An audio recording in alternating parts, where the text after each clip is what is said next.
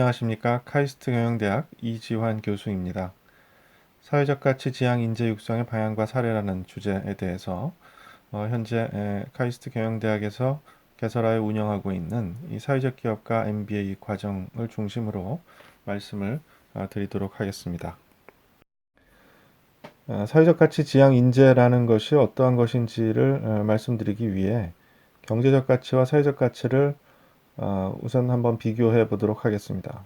경제적 가치는 쉽게 말하면 얼마나 많은 돈을 벌었는지 혹은 남겼는지에 관한 것이라고 할 수가 있겠습니다. 예를 들어 기업 경영의 결과로 얼마나 많은 영업이익이 창출되었는지 혹은 당기 순이익이 창출되었는지와 같은 것들이 경제적 가치를 대표하는 그런 지표들이라고 할 수 있겠습니다. 특히 우리나라에서는 90년대 말 외환위기 이후에 무엇보다도 주주가치 중심의 경영이 필요하다라고 하는 인식이 확산되면서 기업 경영의 최상위 핵심 성과지표, 즉 KPI 중 하나로 폭넓게 자리 잡아왔습니다. 하지만 이러한 경제적 가치 외에 사회적 가치를 추구해야 된다라고 하는 목소리도 최근 대단히 높아지고 있는데요. 이것은 우리가 정부 정책이나 시장의 기능으로 풀리지 않는 여러 가지 사회적 문제들에 직면하고 있기 때문에 그렇습니다. 따라서 그러한 사회적 가치를 추구할 수 있는 어떠한 사회적인 시스템이 마련되어야 하고, 그러한 시스템이 마련되는데 가장 핵심적인 역할을 해야 되는 인재들이 필요하기 때문에 사회적 가치 지향 인재에 관련된 수요가 점점 증대되고 있는 그런 상황이라고 볼 수 있겠습니다. 경제적 가치에 비해서 사회적 가치는 상대적으로 추상적이고 모호하다라고 하는 인식이 많기 때문에 우리 인류 역사상 사회적 가치가 혁신적으로 창출되었다고 보여지는 사례 몇 가지를 바탕으로 좀 더 설명을 드려보도록 하겠습니다. 20세기 초반에 미국의 포드 자동차 회사가 출시한 모델 T의 경우 이 차종이 출시되기 전에 소비자들이 제대로 된 자동차 한 대를 구매하기 위해서는 23,000달러를 지불해야 했으나 모델 T의 출시 이후에는 5,000달러만 지불하면 자동차를 한 대 구매할 수 있게 되었습니다. 따라서 과거보다 훨씬 낮은 가격으로 자동차를 구매함으로써 현격하게 높아진 모빌리티를 향유할 수 있게 되었고, 그 덕에 본인들이 원하는 곳에 가서 공부를 하고 치료를 받고 가족이나 친구들을 만나 교류할 수 있는 기회가 대폭 확대되었습니다. 이러한 것들을 우리는 사회적 가치라고 볼 수가 있는 것입니다. 이 밖에 1940년에 독일 교사 프레벨이 설립한 세계 최초의 유치원은 취약전 아동들에게 훨씬 더 폭넓은 교육의 기회를 제공했으며, 건축가 르꼬르비지에가 설계한 현대식 아파트의 모처는 제한된 공간에 훨씬 더 많은 사람들이 모여서 살 수 있는 기회를 제공했습니다. 이러한 사례들을 우리가 인류 역사상 혁신적으로 사회적 가치가 창출된 사례라고 볼 수가 있겠습니다. 이와 같은 사례들에서 창출된 사회적 가치를 객관화하고 계량화하고 심지어 화폐 가치로 환산하는 것은 경제적 가치에 비해서 훨씬 어렵습니다. 그럼에도 불구하고 최근 들어 사회적 가치를 증진시켜야 된다라고 하는 인식이 확산되면서 사회적 가치를 보다 합리적이고 타당하고 객관적으로 평가하기 위한 노력이 대단히 활발하게 일어나고 있습니다. 보시는 페이지에서 SROI나 GIRS나 휴족 서스테이너빌리티 피라미드 같은 것은 그러한 사회적 가치 평가를 위한 활발한 노력의 일부들입니다. 이 각각들에 대한 기술적인 것들을 제가 여러분들께 말씀드리고자 하는 것은 아니고요.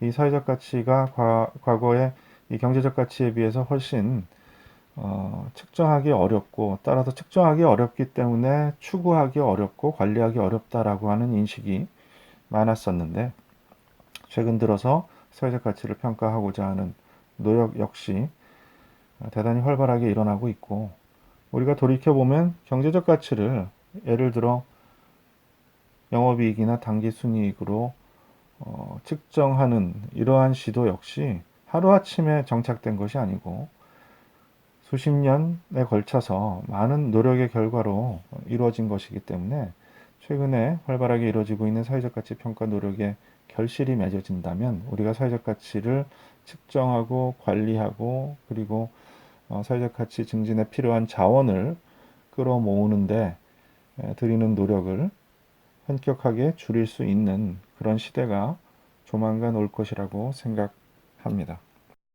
아마도 ESG 측정이라는 이야기를 들어보신 분들이 많이 계실 텐데요. 최근에는 이 기업 경영에서 전통적으로 기업 경영의 어떤 성과를 측정하는 그런 수익성 관련된 지표뿐만이 아니라 환경과 사회와 기업 지배구조, 즉 거버넌스에 관련된 여러 가지 차원에서 기업 경영이 잘 되고 있는지 잘못되고 있는지를 평가해야 한다는 노력이 기관 투자자들 중심으로 활발하게 일어나고 있습니다. 특히 여기에서 사회에 관련된 내용들을 보시면 삶의 질, 소비자 보호, 노동, 동반 성장, 사회공헌, 지역사회 보호, 지역재정 기여와 같은 여러 가지 차원에서 기업 경영이 이 사회 곳곳에 영향을 미친다라고 하는 인식하에 그러한 영향을 어떻게 평가하고 기업 경영에서 그러한 영향이 긍정적으로 나타날 수 있도록 유도할 것인가에 관련된 노력이 활발하게 이루어지고 있다 보시면 되겠습니다.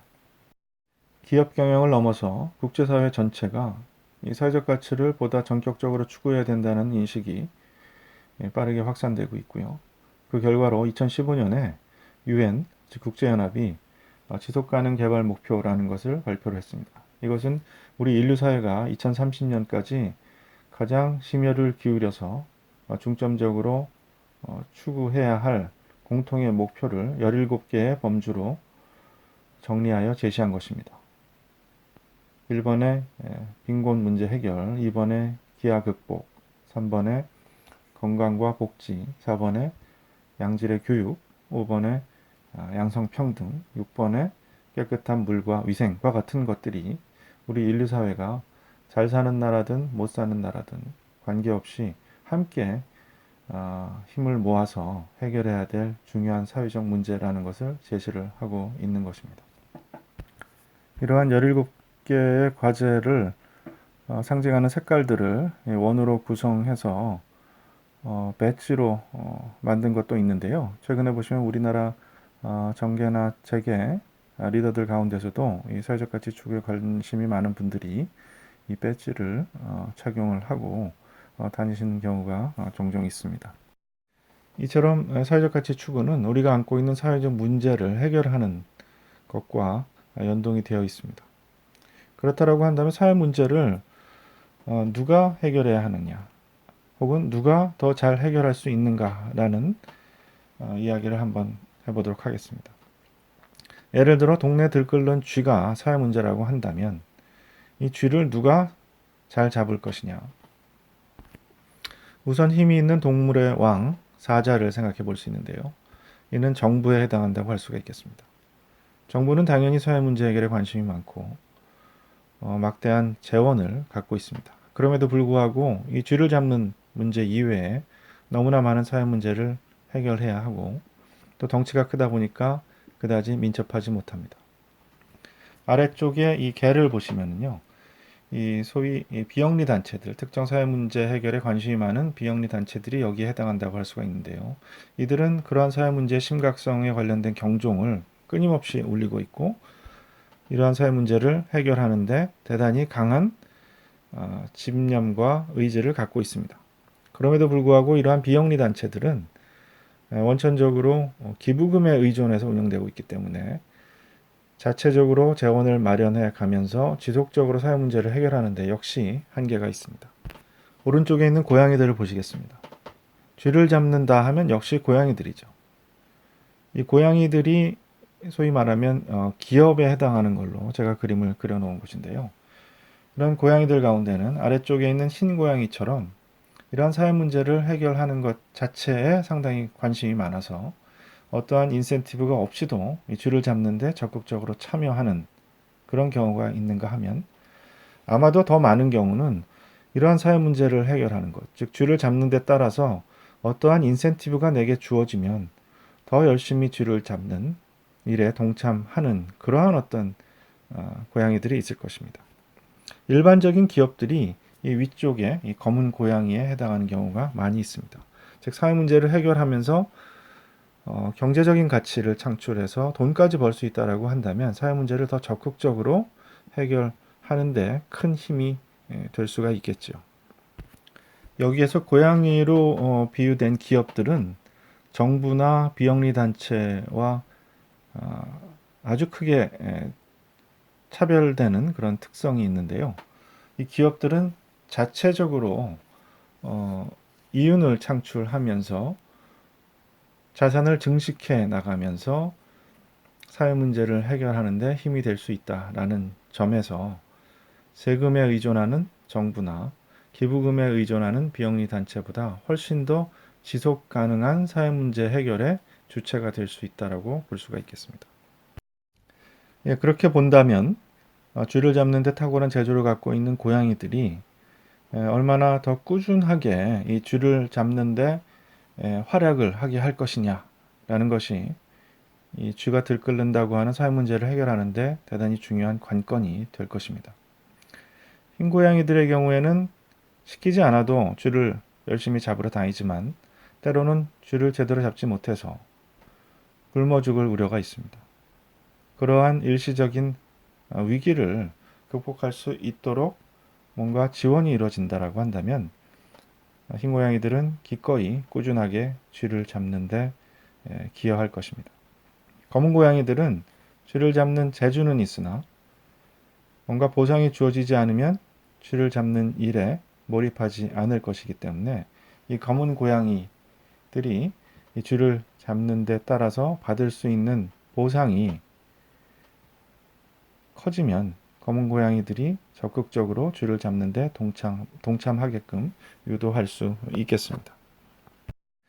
이 그림에서 세로축은 사회 문제를 해결하려고 하는 의지가 얼마나 강한가, 약한가를 표시한 것이고요. 가로축은 기업가적인 성향, 즉 어떠한 일을 사업적으로 도모해서 경제적으로 큰 성과를 내려고 하는 그러한 의지가 얼마나 강한가, 약한가를 표시한 것이라고 볼 수 있겠습니다. 즉 세로축의 사회가치 지향성은 앞의 그림에서 흰 고양이적인 성향, 가로축의 기업가적 성향은 앞의 그림에서 검은 고양이적인 성향을 보여주는 것이다. 이렇게 이해를 하시면 되겠습니다.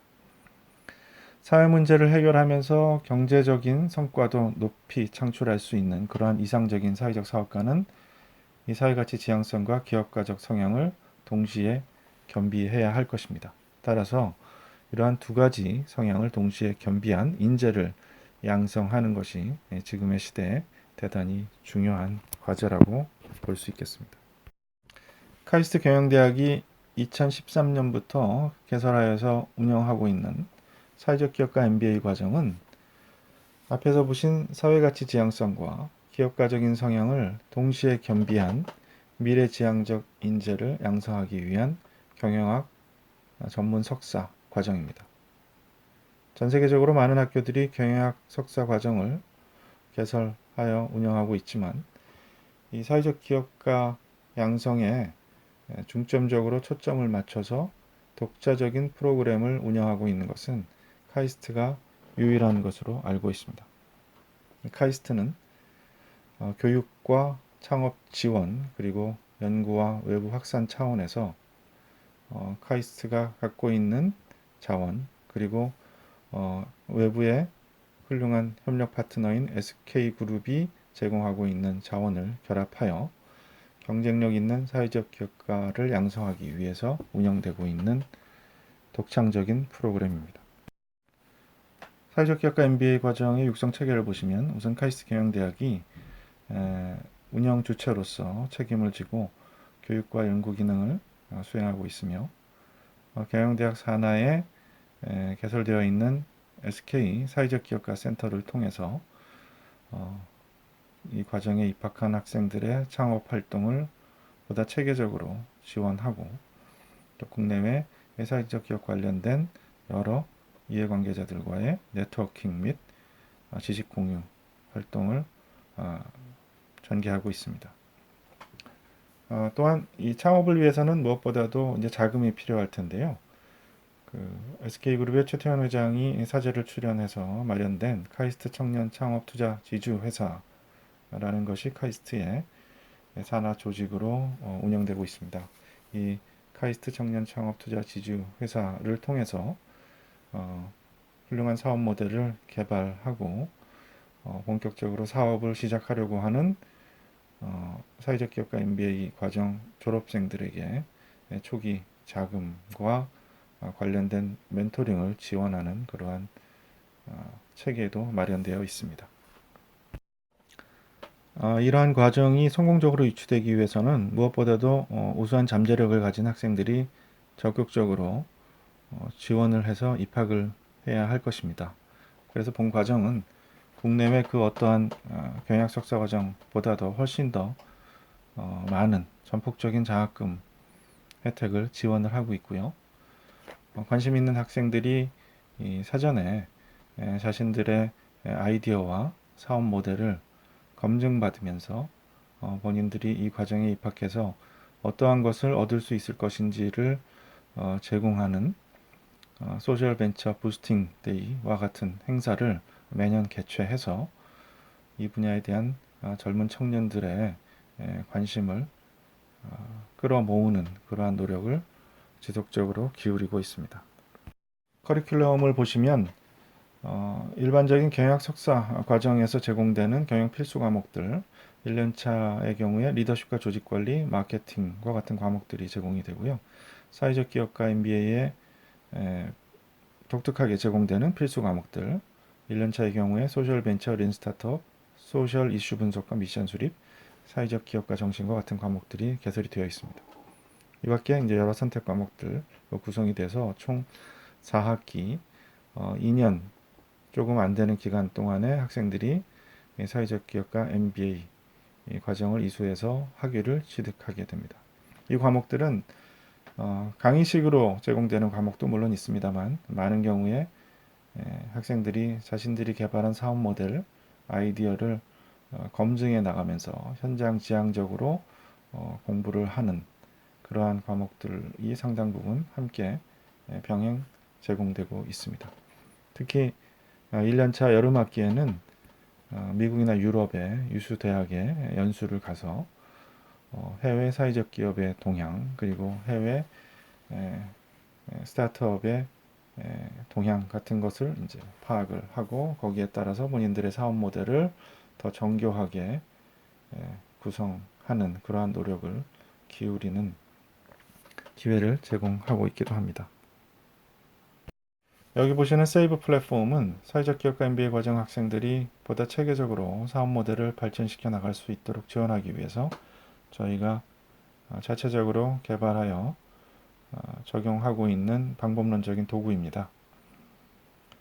Social, Aspiring, Venture, Engine이라고 하는 네 가지 단계의 첫 글자 SAV를 축약해서 저희가 세이브라고 명명을 하고 있는 것이고요.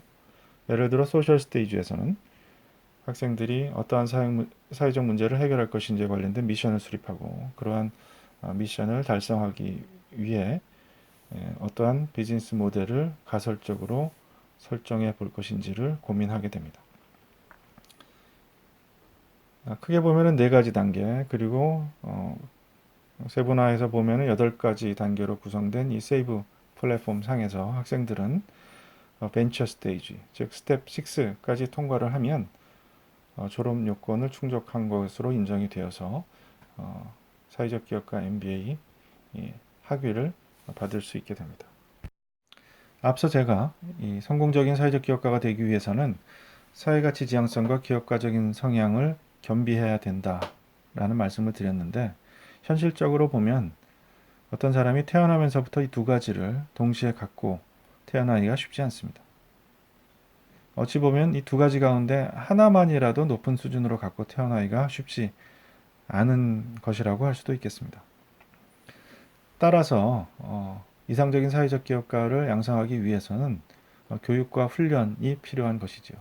그래서 남은 시간 동안에는 이 사회가치 지향성에서 출발해서 훌륭한 기업가로 발전한 경우, 그리고 강력한 기업가적인 성향에서 출발해서 아주 중요한 사회가치를 실현하는 사업 모델을 개발한 경우 두 가지 사례를 말씀을 드려보도록 하겠습니다.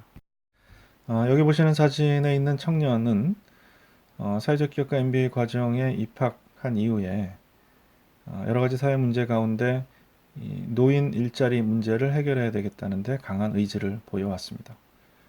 아시다시피 우리 사회가 빠르게 고령화가 되고 있기 때문에 신체적으로나 정신적으로는 문제가 없는 노인분들이 일자리가 없어서 경제적으로 궁핍해지는 그런 현상이 심화되고 있습니다. 그래서 이 청년은 노인들에게 어떻게 하면 더 많은 일자리를 제공할까를 고민했었고요. 그 첫 사업으로 노인들의 인력을 활용한 배송 서비스를 시작을 했습니다. 그런데 결과적으로 보면 이 사업이 성공하지 못했습니다. 즉 경제성을 유지하지 못했던 것이지요. 그러한 실패에도 좌절하지 않고 이 청년은 어떻게 하면 노인분들의 일자리를 더 많이 창출할 것인가에 관련된 다각적인 고민을 한 끝에 최근 우리 사회의 한 트렌드를 주목하기 시작했습니다. 젊은 세대를 중심으로, 특히 이제 여성분들을 중심으로 취미 생활을 겸해서 수공예품을 직접 제작을 하고 그것을 애착을 갖고 사용을 하는 그런 트렌드가 확산되고 있다는 것을 주목한 것이지요. 그래서 그러한 취미 생활에 활용할 수 있는 수공예품 키트를 제작을 해서 간단한 제작 방법 매뉴얼과 함께 판매를 하는 사업을 시작을 했습니다. 이 회사의 이름 하비풀에 하비라고 하는 취미라고 하는 단어가 들어가 있는 것에서 그 사업 모델을 어느 정도 엿보실 수 있을 것입니다.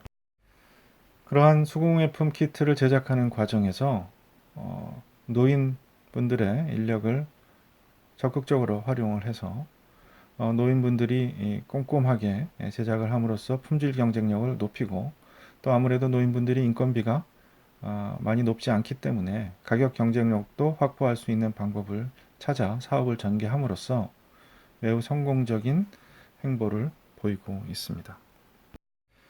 이 하비풀의 경우는 높은 사회가치 지향성에서 출발해서 혁신적인 사업 모델을 잘 개발하고 수행하고 있는 그런 사례라고 할 수가 있겠고요. 이번에는 강력한 기업가적인 성향을 가진 청년들이 독특한 사회 문제를 현명하게 발굴해서 그걸 바탕으로 사업 기회를 개척해 나간 사례를 소개해 드리도록 하겠습니다. 여기 보시는 청년들은 대학 시절 창업 동아리에서 만나서 뮨이라는 회사를 창업한 청년들입니다. 요즘에도 많은 대학생들이 재학 시절에 영어 공부나 아니면 자격증 취득과 같이 스펙 쌓기에 몰두를 하고 있는데 그런 와중에서 이 창업 동아리 활동을 똘똘 뭉쳐서 적극적으로 했다는 것 자체가 어찌 보면 다른 학생들에 비해서 상당히 기업가적인 성향이 있는 학생들이라고 볼 수 있을 것입니다. 이 혈기왕성한 청년들이 천착한 사회적 문제는 뜻밖에도 간호사들이 안고 있는 고통이었습니다.